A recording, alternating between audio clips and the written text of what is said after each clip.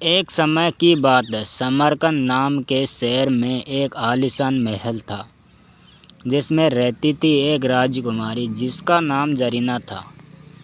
वह अपनी सुंदरता और बुद्धिमत्ता के लिए पूरे इलाके में प्रसिद्ध थी। उनके पिता राजा बहराम ने राज्य के सभी योग्य राजकुमारों को निमंत्रण भेजा कि जो कोई भी उनकी बेटी की पहेलियां सुलझा लेगा, वही उनका दूल्हा बन सकता है। कई राजकुमार आए और गए, पर कोई भी जरीना की पहेलियां के जवाब नहीं दे पाया।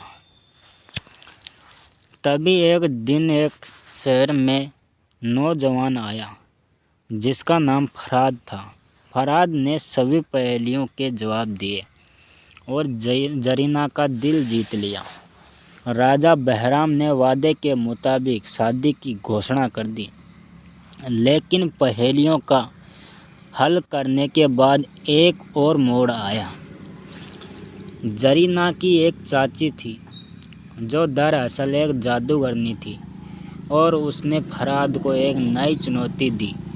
उसे एक असंभव खजाने की खोज करनी थी, जो जरीना का हाथ पाने की सच्ची परीक्षा थी। इस खजाने की तलाश में फरहाद ने राज्य भर की यात्रा की। उसने राक्षसों से लड़ा, जादुई जीवों का सामना किया और छिपे हुए खजाने की खोज में समुद्री डाकुओं के झांसे में से भी बचा। आखिरकार एक परी ने उसे रहस्य का हल बताया।